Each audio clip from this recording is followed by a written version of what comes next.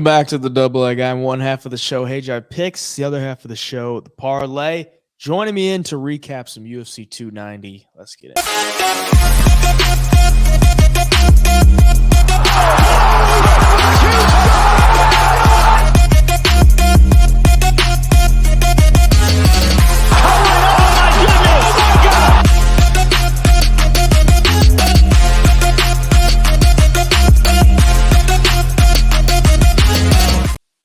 We had 13 fights in total. I don't think there was a bad fight on the card. Any fight that got finished was in some dramatic fashion, and every fight that went the distance was kind of a war. And there was a lot of big moments in a lot of these fights. So we had a lot of fun in Vegas at UFC 290. We were there in attendance, and it was awesome. It was awesome to get that great of a card and just to be out there in Vegas and feel the atmosphere. What'd you think of it? Yeah, man, there was, like you said, there wasn't a bad fight on the card. Everything that, could have happened that would be crazy on this UFC 290 card happened. I mean, we saw four knockouts under 40 seconds. We saw Robbie Lawler get a knockout in his final fight against Nico Price. You see Duplessis, beating Robert Whittaker. Everyone thought that Robert Whittaker was better everywhere. They thought he was going to get the win easy. And Duplessis went out there and finished him in the second round. So overall, crazy night. Volk did what he does. Yeah, man, UFC 290 was really, really good, regardless of, all the fights that kind of fell off and then were replaced by UFC debuters. Bo Nickel, Val Woodburn, everybody like that. Everything delivered the whole entire night, and I was happy to be there. Yeah, it seemed like it could be a really chalky card, but a lot of underdogs actually did come through. Yeah. One good play or one good call I had was the Duplessis upset to Robert Whittaker. But other than that, my premium picks first week in the red in 6 weeks went down 4.9 units. Just let loose going out on the UFC 290 in Vegas since we were going, and probably kept it a little too wide. We'll tighten it up next week and get back in the green. But you had a good night. So yeah, I had a good night. I went for the straight picks, over unders, money lines. I went 4-2. We had Robbie Lawler was my best play of the night. I just saw it coming.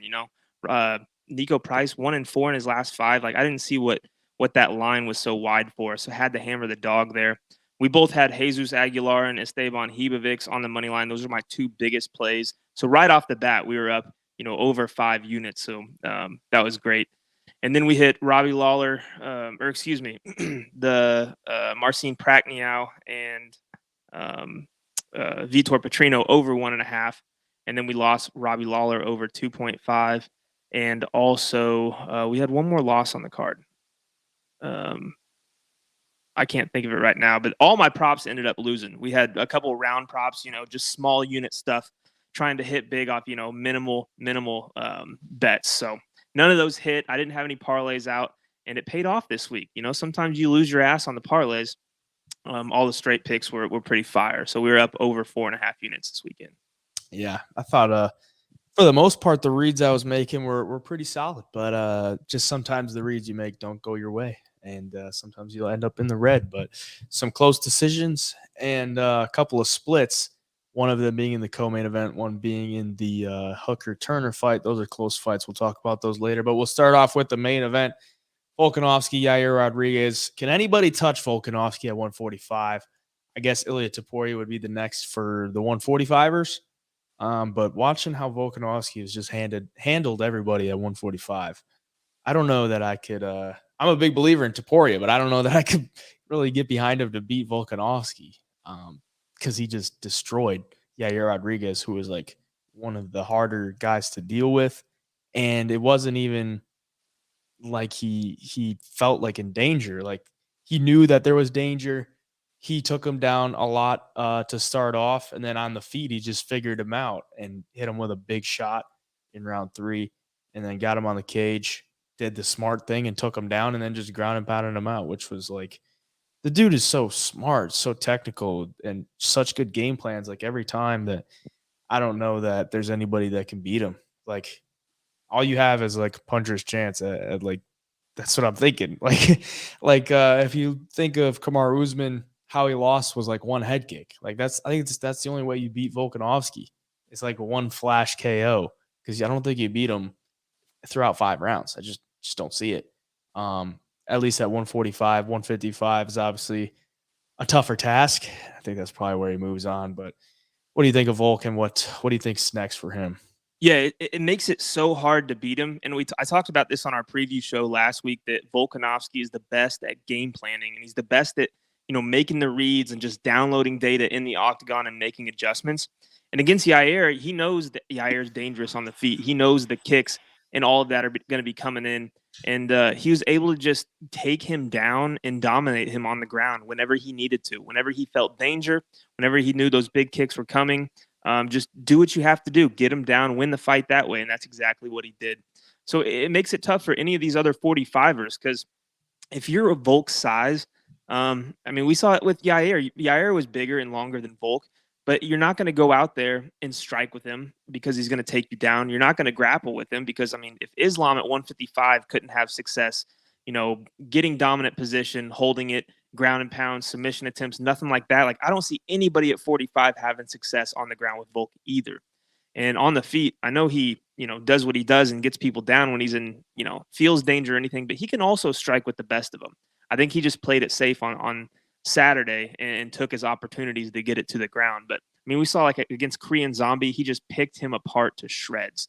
I know Korean Zombie isn't probably, he's older and he's not on the level that, Yair and Ilia Topuria are. But I mean, Volk's not going to play with fire, so it's going to be tough to beat him. Yeah, I mean, I don't think anybody could stand with Volk at 145. Right. Yeah. Even a Topuria. And I think that makes Volk even better, that he can switch up the game plans from time to time, because a lot of people just won't do that. Like, that's where a lot of champions kind of fade if they get too in love with one thing, or they Right. focus on one thing, and then just get too comfortable. That's where most champions falls, when they get too comfortable. And for Volk to not go out, or to not go out there and just be like, I'm gonna stand and strike with this guy because I think I'm better. No, he went in and actually had a good game plan and mixed it up with the wrestling to slow down Yair. So Yeah, and it's great.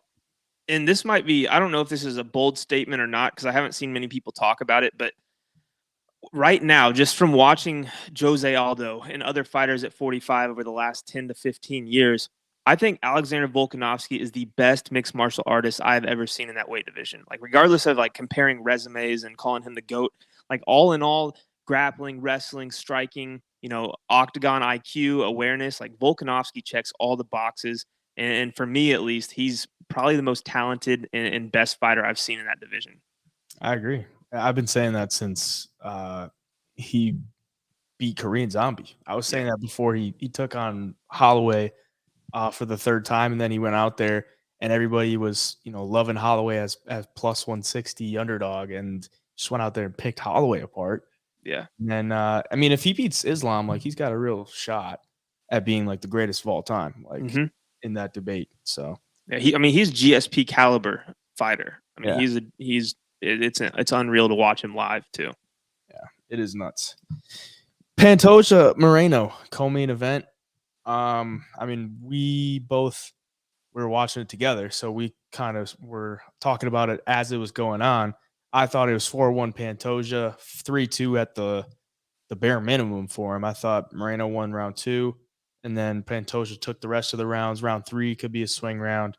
But it looked like the judges gave Pantoja round 3, the 2 that scored it for him, but gave Moreno round 4, which I thought was interesting. I mean, it wasn't like some big dominations in any rounds, except Pantoja 1, Moreno 2. The last 3, I guess you could maybe make a case for some reason, but I thought Pantoja won 4-1.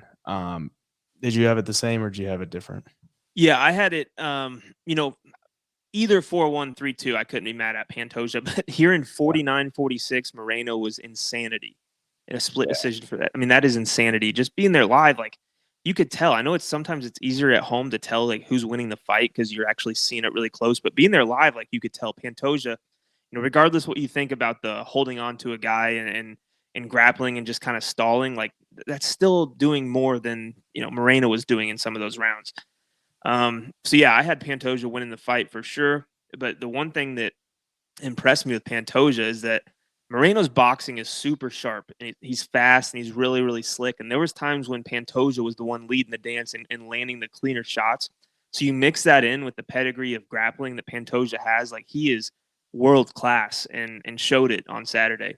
And rightfully and deservingly the champion at 125 now, and he is going to be a tough fight for anybody. Just because you mix in that striking that he showed on Saturday with the grappling he has, like Moreno can hang on the ground. There's other guys that aren't going to stand a chance against Pantoja if the fight hits the mat. So he could be champion for a while. I don't see a bunch of guys coming up that are just going to give him all he can handle. Like, yeah, Amir Albazi's good. Maybe Moreno works his way back and you see that fourth fight between them, even though Pantoja is technically 3-0 against him now. But outside of that, I don't see many guys that are going to go in there and outmatch Pantoja. Yeah, I don't either. I mean, they're always going to be close fights because they fight so kind of erratic. Mm-hmm. And if you're durable enough, it's going to be a war. That's literally what we saw, and that's kind of what we expected and what we called out on the preview show. We said this was probably going to be a fight of the night because both guys are durable and they're all action. But for the UFC, if Pantoja stays active, I think they do the rematch just because they need Moreno in there because he's the biggest draw.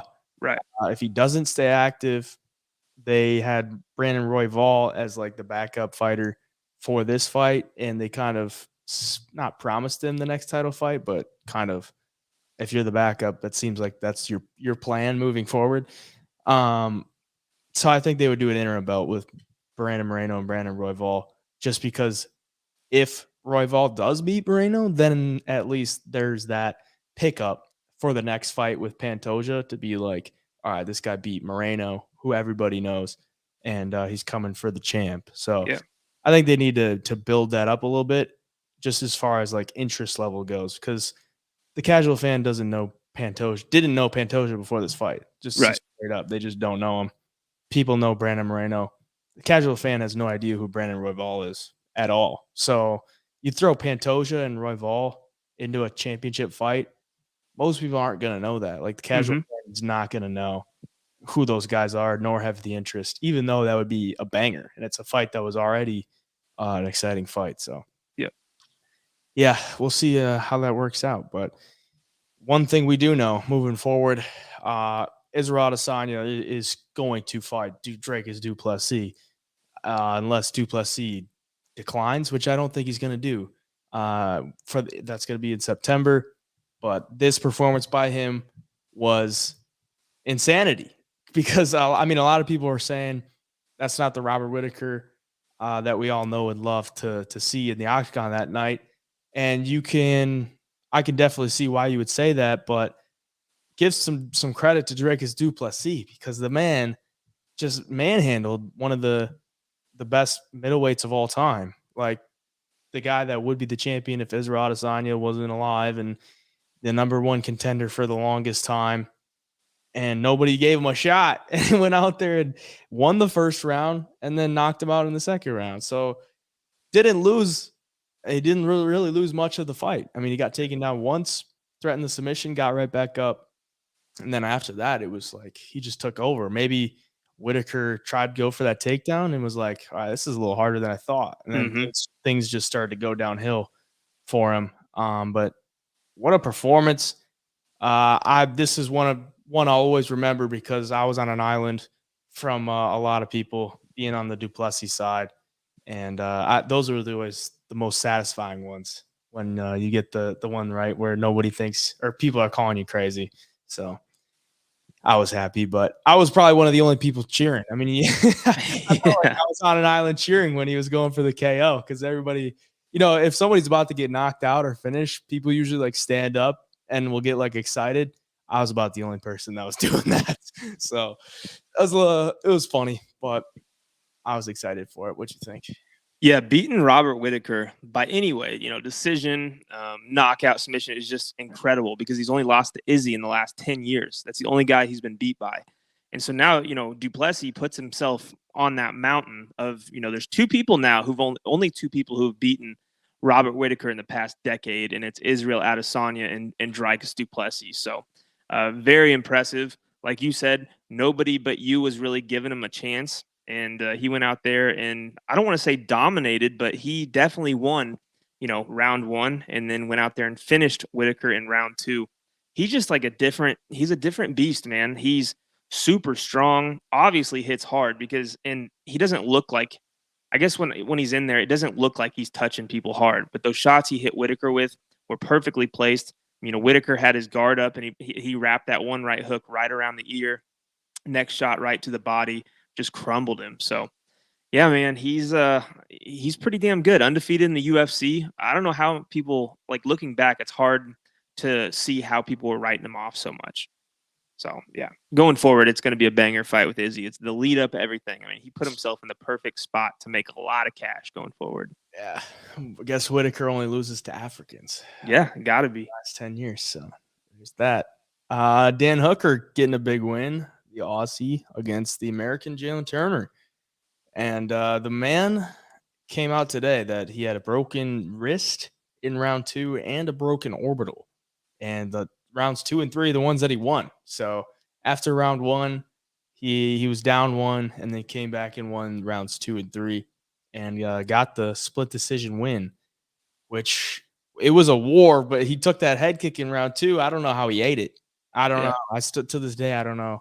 I mean, how the hell do you eat that? That was literally like a Kamaru Usman, Leon Edwards head kick. I guess it wasn't so much shin on the chin, but it was more so the foot. So maybe that's why he could eat it. But either way, he went to block like a body kick and caught it right in the face. So those are ones you don't usually eat. And it was impressive to see the dog in Dan Hooker that night. And kind of glad he got back in the win column because he always puts on fun fights. Like he's never one to shy away from a scrap. But I was on the Jalen Turner side, so I was I honestly wasn't even that upset because I think Dan deserved to win it because Jalen kind of gassed and I don't want to say gave up, but got swarmed by the pressure and kind of crumbled. So I think he deserved it. What do you think? Yeah, I think Dan Hooker being able to eat that kick won in the fight because after, I think it was probably super defeating to Jalen Turner to know I just caught this dude clean with a head kick and he's still standing. I think Jalen probably, went for the finish a little bit there, emptied the gas tank maybe a tad too much because, man, you could just tell going back to the stool after the second, Jalen Turner was not in good shape. And Dan Hooker, obviously was a little bit hurt, but he can't. Dan Hooker's going to fight to the last minute no matter what. We've seen it time and time again when his fights do go the distance, with Poirier, with whoever it is. And he did exactly that. I mean, that third round, he hit him with a shot and just, you could tell Jalen almost like gave up. He just shelled up for a minute and, eventually got back to the feet at the very end of that round. And somehow Adelaide Byrd, the judge, gave the third round to Jalen Turner. That's the only reason this fight was a split decision, which is insane, giving him that third round, in my opinion. Overall, man, what a war. Fight of the night if Moreno and Pantoja wasn't on the card. We were pretty blessed to see that main card was insane. Yeah, I agree. Started off with Bo Nickel getting a big KO finish. Everyone was on the submission, goes out there and flashes the hands. Val Woodburn 7 punches and puts him out. And the hands have looked clean throughout his career, but he just doesn't really use them. When he does use them, he hits clean and he hits pretty dang hard and he puts guys out. Even if you look at his debut, it was against an absolute can, but he hit him clean and just with a couple shots and put him flat out on his back. In this one, a couple really crisp shots. They weren't like just swinging hooks. Like they were calculated shots that landed flush and put him out. And I'm glad.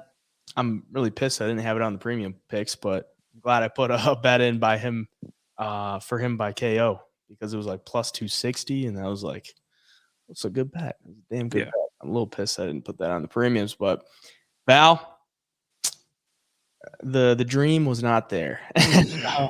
They said they'll give him a second chance, obviously for taking the fight. But what's next for Bo Nickel?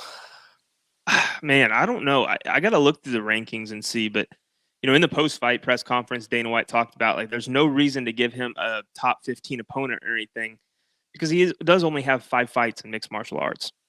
So I think it's a good idea. I don't think this is a guy you want to rush right in there by any means, like regardless of if he looks like he's ready or not. Um, but yeah, I mean the performance itself was super impressive. Just to showcase the hands, like didn't have to go to the wrestling one time. I don't know if he even planned to. It looks like he just wanted to go in there and scrap on the feet with this dude.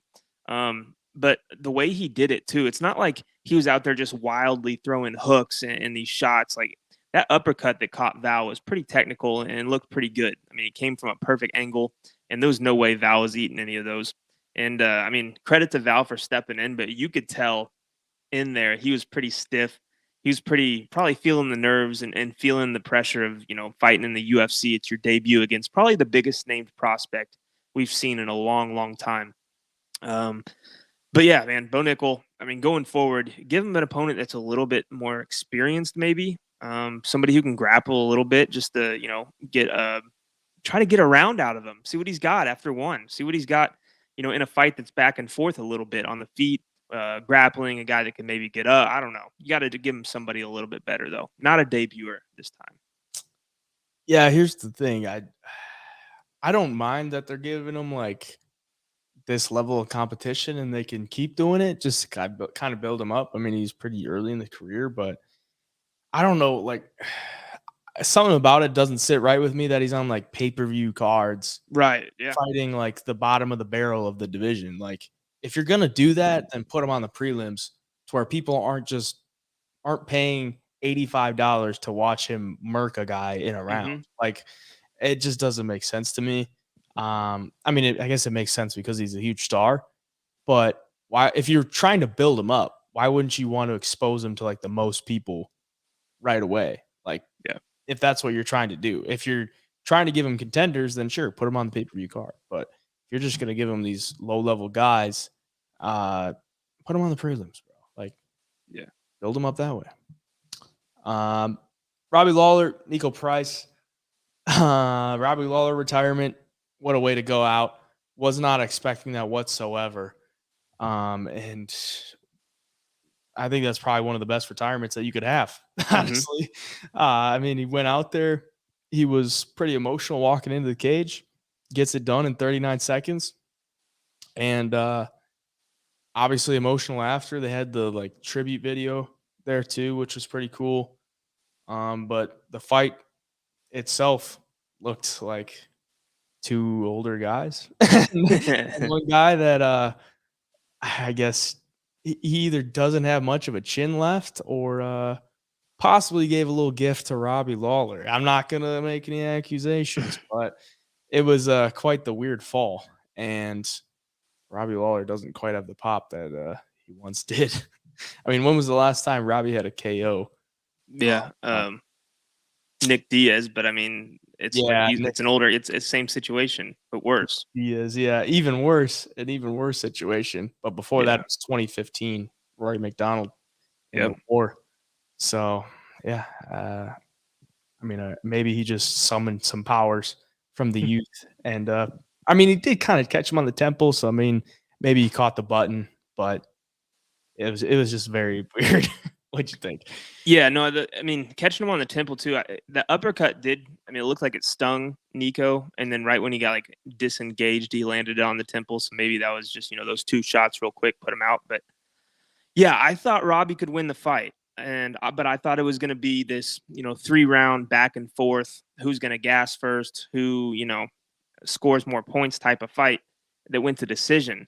So seeing a first round KO from Robbie that quick just surprised the shit out of me, but super happy it happened. I thought the UFC did a really good job, with the respect to Robbie, the whole entire, card from his walkout till after the fight.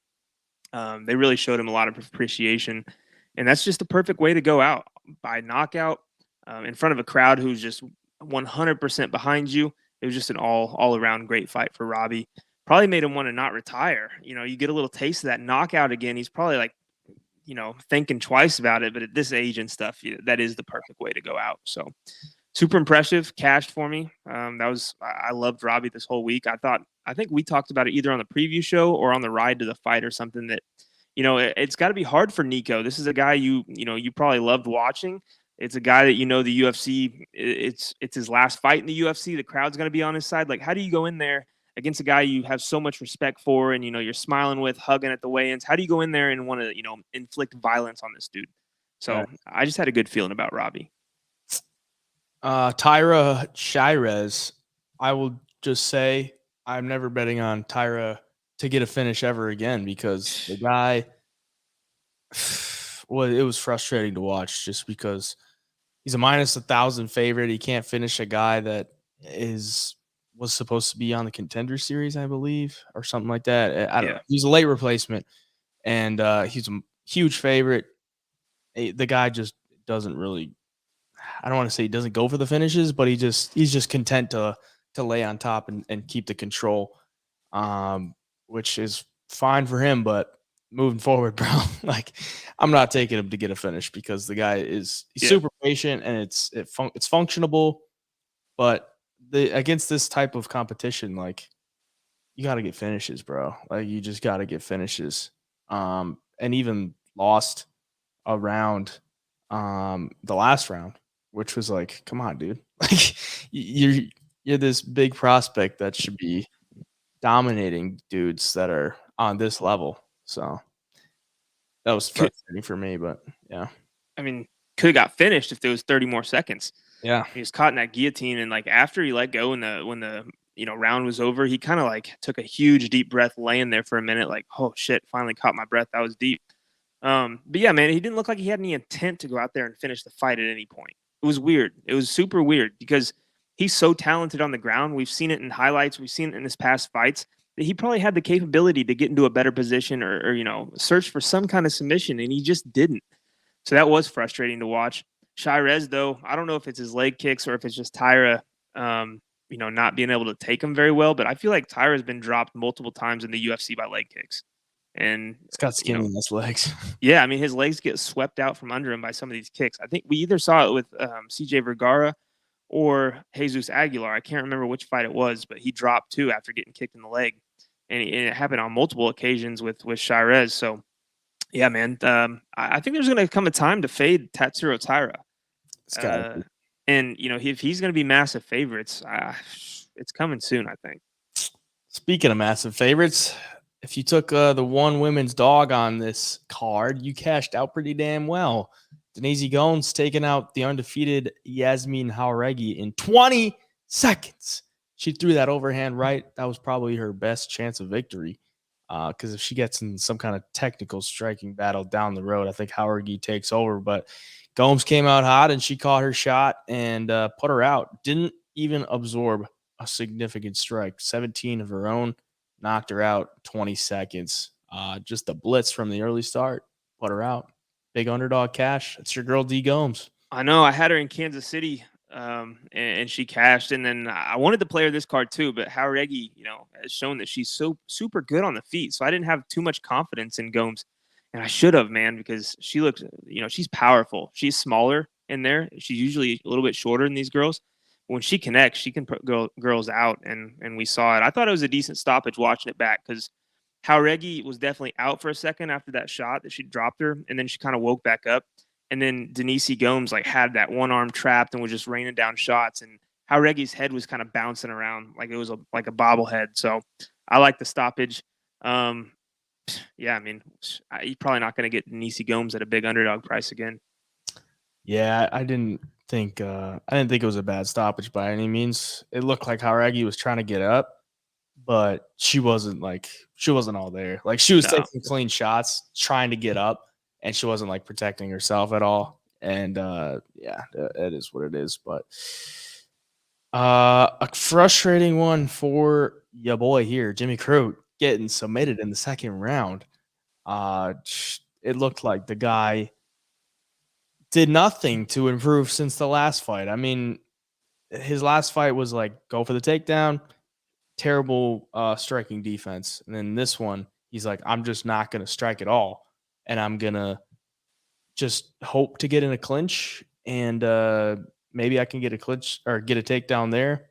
and then he shoots for a takedown and gets guillotined. Yeah. So come on, dude. Like, it was the worst performance. And apparently he hung it up after. I don't know if that's official, but put the gloves in the middle of the octagon and it looks like he's done. So that's the end of Jimmy Crute, which is pretty wild because if you told me to guess who's going to retire after this fight between those two guys, I probably would have said Menifield. But yeah, Jimmy Crute's donezo.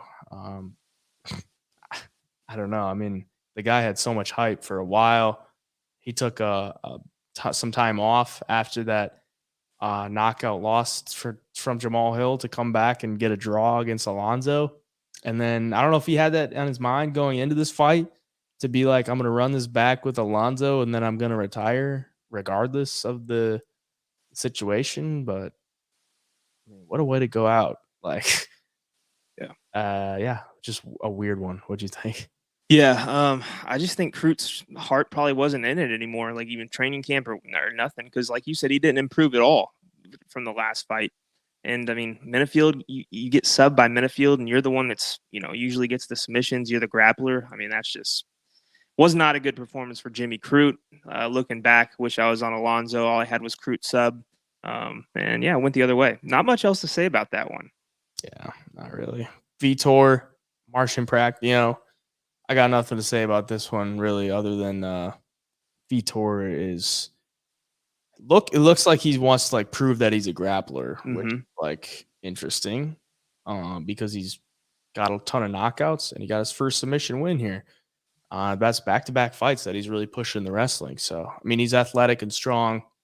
Maybe he doesn't want to get hit against these bigger guys in the UFC. So he's looking to improve. Looks like in his first couple fights. So there's that. What do you think? Yeah, I think going forward, if he does implement a good grappling game along with that powerful striking, like he could improve going forward too, and could be a really good fighter coming up. But yeah, it's kind of I don't know, not the fight you were expecting. Fight I was expecting: Cameron Simon and Terrence Mitchell. I was very critical of Terrence Mitchell's level of competition, and it showed because he looked for one takedown, and after Simon reversed the position, the boy didn't know what to do when he got grounded, pounded out in 3 minutes and 10 seconds. Cameron Simon, big favorite in that one, so it's nothing too shocking there, but that looked like a bucket list thing for Terrence Mitchell, and I don't know if he'll be around for too much longer. Maybe he's got like a 2-fight contract, but for Simon, looking like a damn good prospect. Hopefully they can get him a better competition moving forward. I know he was supposed to fight Christian Rodriguez, which would have been a good fight, but he's looking to crack the rankings pretty soon. Cameron Simon is at 135, which will be tough to do, but kid looks good. What you think? Yeah, another South African that undefeated right now, and like you said, man, he did look really good. Not the best level of competition, but I mean, what can you do on a replacement opponent? He did exactly what he was supposed to do. Went out, got the finish, TKO. Looks slick everywhere the fight was going, though. He's good defensively on the ground. He's good offensively, and he can strike. And I think he's got a bright future. He's going to be fun to watch going forward. Jesus Aguilar, Shannon Ross. The boy Shannon Ross now has a total of 76 seconds in the octagon. That's 1 minute and 16 seconds. And, with the UFC, if you don't count Contender Series. And he's been knocked out in both of them. So not a good look for Shannon Ross. We'll see if he sticks around. But Jesus Aguilar picking up his first ever knockout win, and it was a beauty. Overhand right to the chin, put him out, and one-hitter quitter. Nothing, no follow-up at all. Just kind of stood over him and stared at him, which was pretty sweet. But, yeah, cashed the free play. That was, I think that's like 3 free plays in a row, somewhere around there. But, yeah, if you're not following the Double Leg on Instagram at the Double Leg, we give out a free pick there every week, and they've been hitting pretty dang consistently. The week before that, plus 200 on Luana Carolina. This one, minus 135, so not too bad there. Good thing the boy Jesus found the button. Yeah. No, I think we're 6-2 in our 8 last free plays. Yeah, we're 6-2, so doing good with those. Jesus being there live, there was like nobody in the crowd during that fight, but you and I were just pumped because we both had him for a big play on the premium plays, And right away, man, overhand right, put the lights out. Took a while for Shannon Ross to get up from that. He was laying down flat for a long time. So yeah, first knockout ever. We were there. I was going crazy. I was having a good time with that knockout, and it was a fun one to see live, especially when you got some skin in the game. And Hebovix to start us out against Kamala Yes. Kirk. He scared us in the first round. Yeah, he did. He got taken down, and that was like his big thing coming into this one was like takedown defense. He showed a good get-up game against Loic, but he got controlled for the entire first round there after getting taken down, but came out in the second and third and stuffed the takedowns for the most part and landed some good shots. Got a big dub for you. What'd you think? Yeah, no, I was confident on him. I know Kirk coming up from 145 to 155. I thought that was going to play perfectly into Hebovic's game plan and strength and everything. I thought was all going to be on Hebovic's side. Kirk got that first takedown easy, and that made me super nervous. But he's great defensively on the ground. It's going to be hard to submit a guy like that. We saw it against Loic, and on the feet, he's so good. He's accurate, throws great combinations. So after that first round, it was pretty much all Hebovic. So yeah, great way to start the card.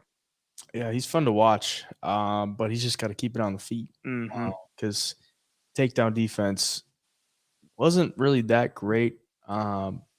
I mean, it was awful against Loic, but to come out in like the first 30 seconds to get taken down was not a good look. I was like, oh, yeah, this guy is that's going to be the story of his career. But stuffed 11 of 14 after that, or in total. So yeah, looking forward to see what he could do. But that's the recap for UFC 290. And we're moving on to UFC Vegas 77. Moving on next week, which is quite the shitty card. I mean, quite the drop off after a UFC 290 to this week's Apex card, headlined by none other than Holly Holm and Maida Bueno Silva. Will be coming to you with a breakdown for that card, even though it is bad, very soon. So stay tuned for that. Follow at the Double Leg on Instagram and TikTok. Stay up to date with everything. Follow me on all the medias at HeyJaiPicks. Where can they find you? On all the medias at the Parlay MMA. Appreciate all the support. And until next time, the Double Leg signing out.